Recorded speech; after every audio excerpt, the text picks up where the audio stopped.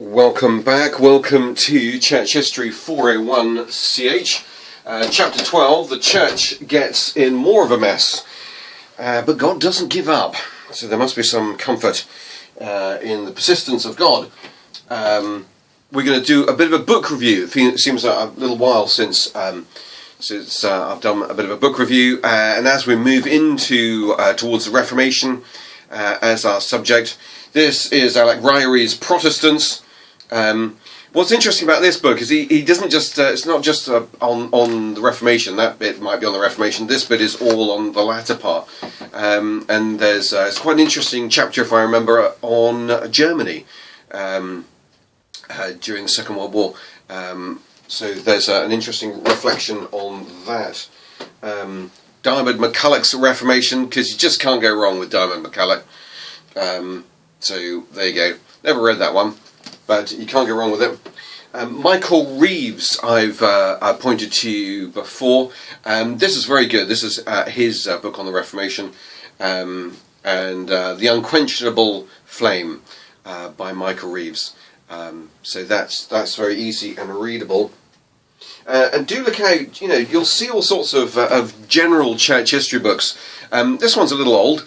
But it's rather good in terms of its breadth that it covers. This particular volume goes from the Reformation to, well, it says present day, 1960s. It gets as far as just past Vatican II. But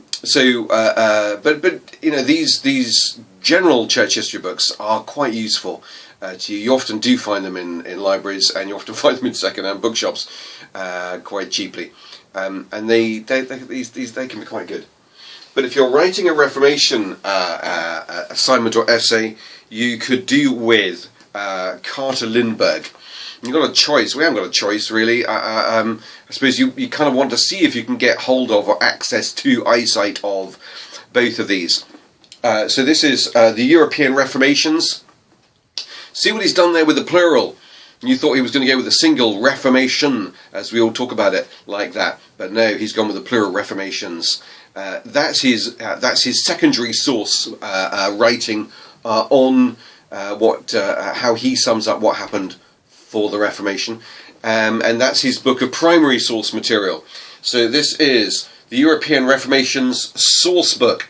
So excellent place to find original source material for stuff that's exclusively to do with the Reformation period.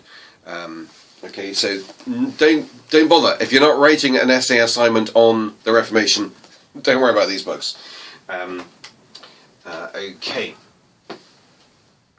Book review. We're going to look at Chapter 12. The church gets in more of a mess, but God doesn't give up. Waves of reformations.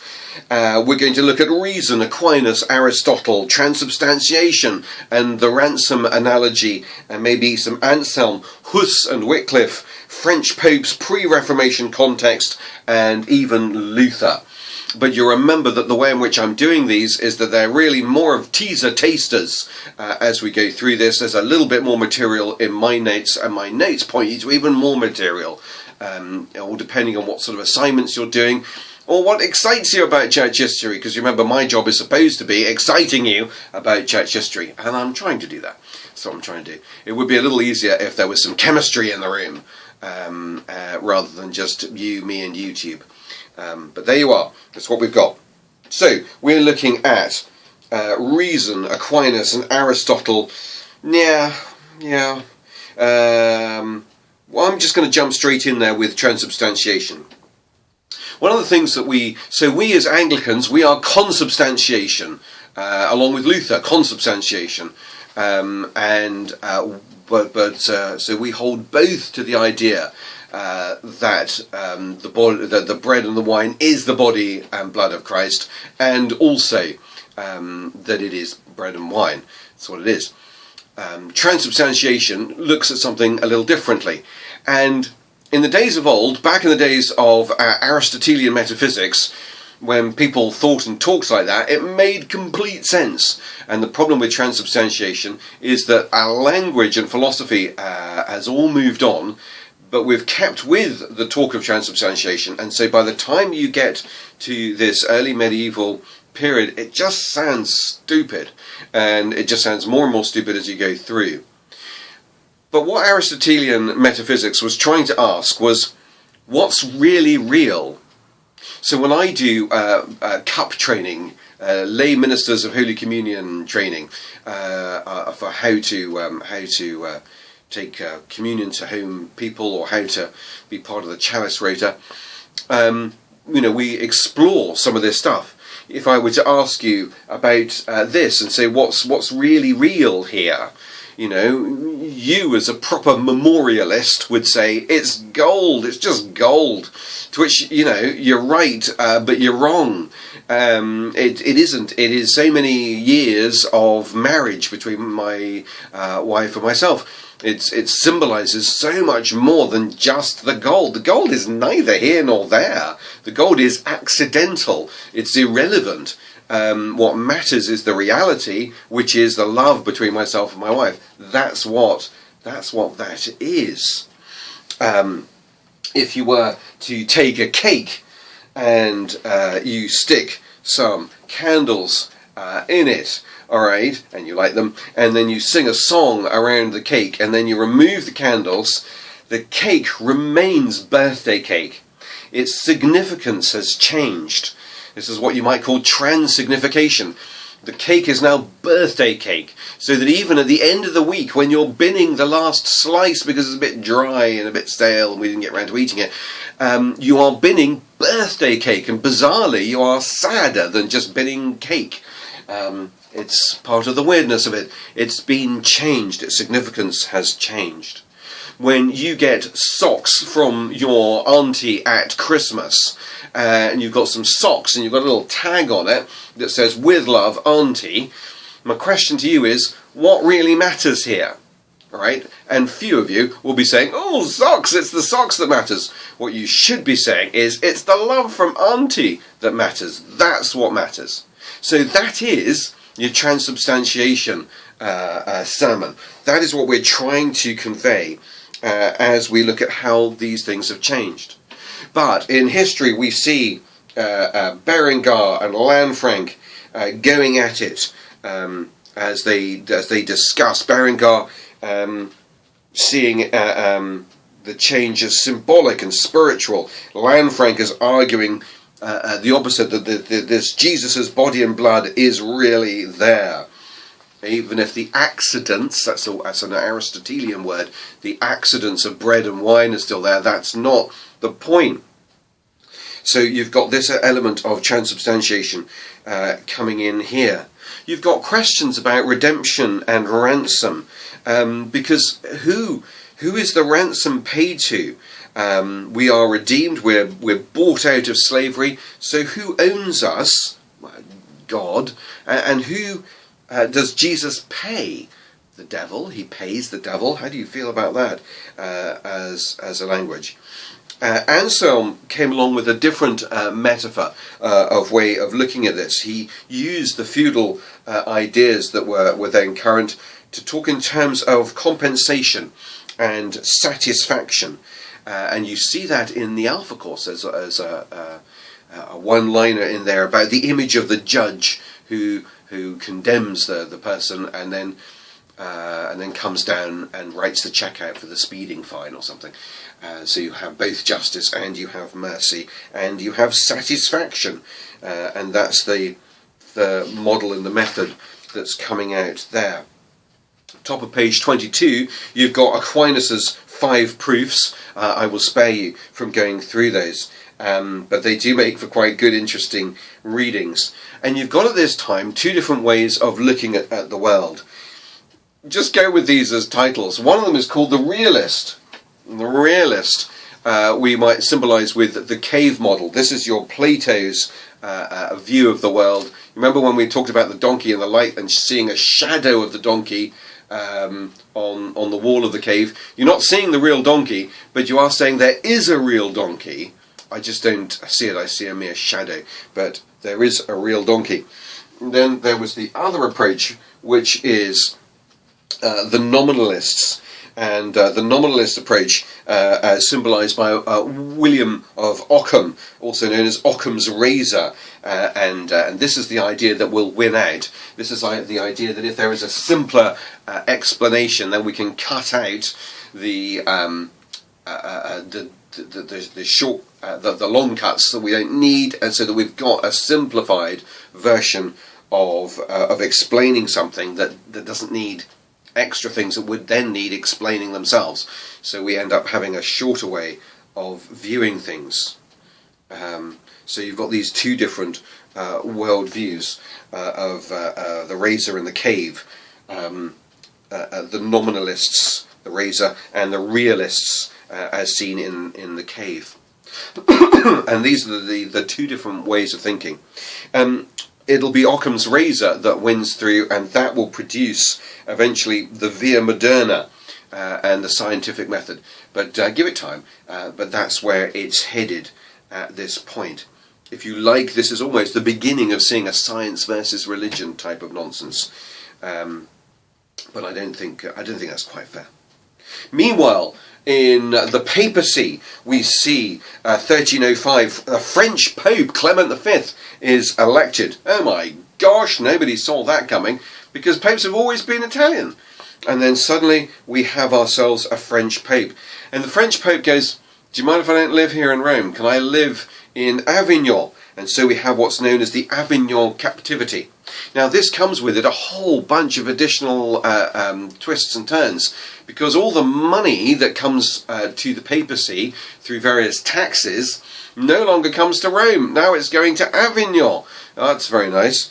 And the Pope in Avignon really gets to grips with the bureaucracy, and the income of the papacy grows at this point, as does also the laity's resentment of church taxes.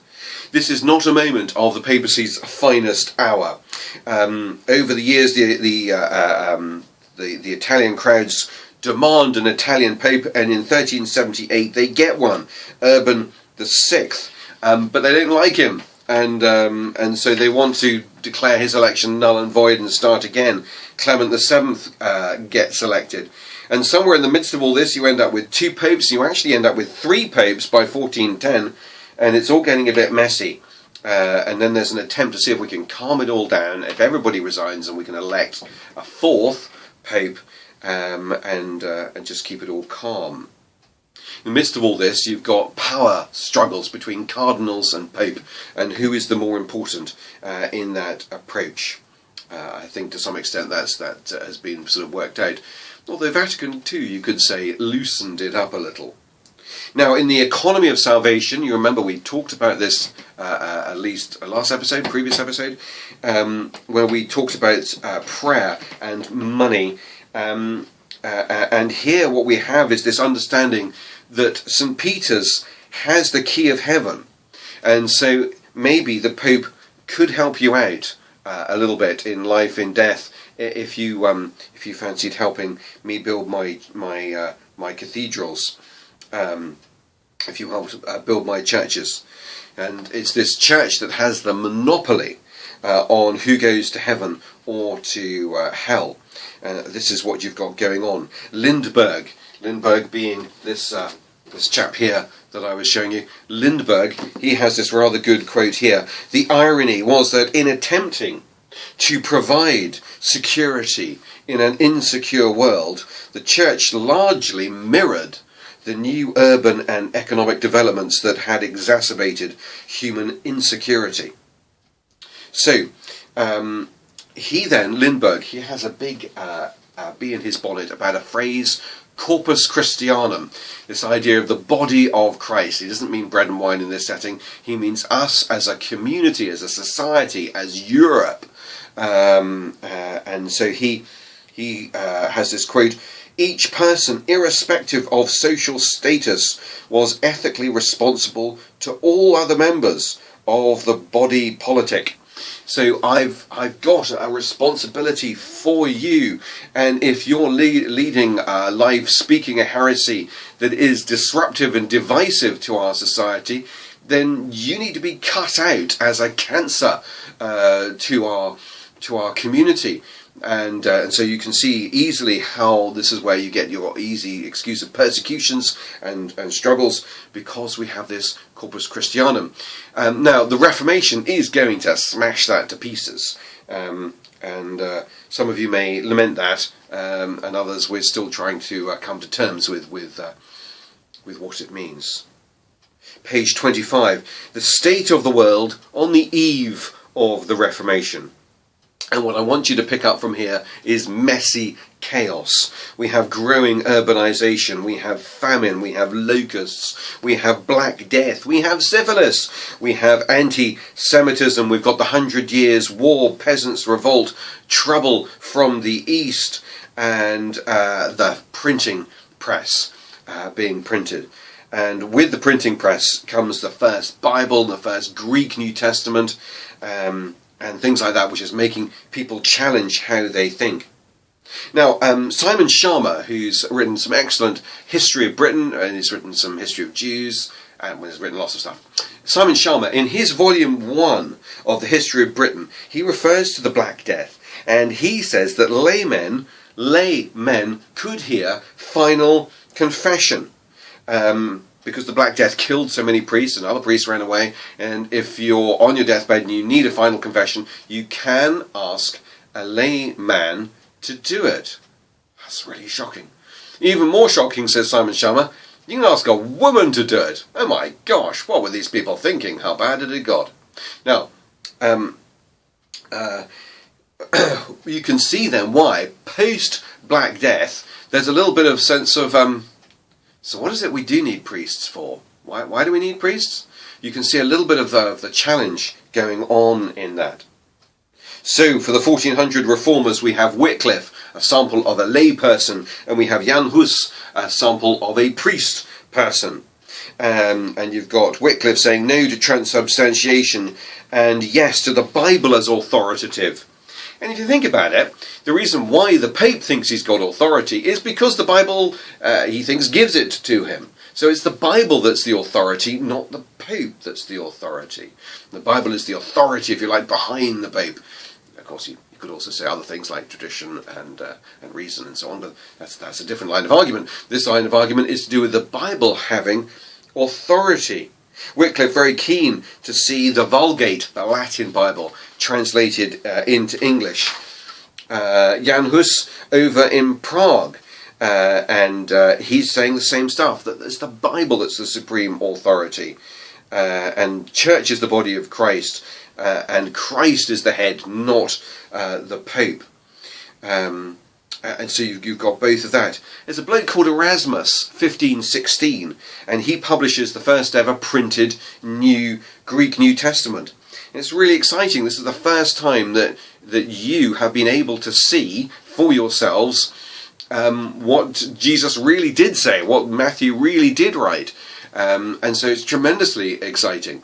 But it leads to certain problems, because you're clever enough to read your Latin Vulgate and to read your Greek New Testament, and you're going, that's not quite, the Vulgate isn't quite right in certain areas of translation. And so issues begin to be challenged and questioned. And so this now brings us to Luther. And so we now arrive at Luther. Now it's at this point that I'm going to simply say, go onto YouTube, type in Luther Playmobil, and you'll get a really good little clip which will involve having a Playmobil Luther who will take you through the basic story of Luther. It's absolutely worth a watch, and you should absolutely go and do that right now as part of this. I've written some of the story of Luther here, and I do like his reference to Catherine von Bora as my Galatians. I think that's really sweet. Kind of depends on how much about Catherine you know and their marriage, and how much about Galatians you know. But it works for me as an endearing term of reference. I like that. I will see you very shortly.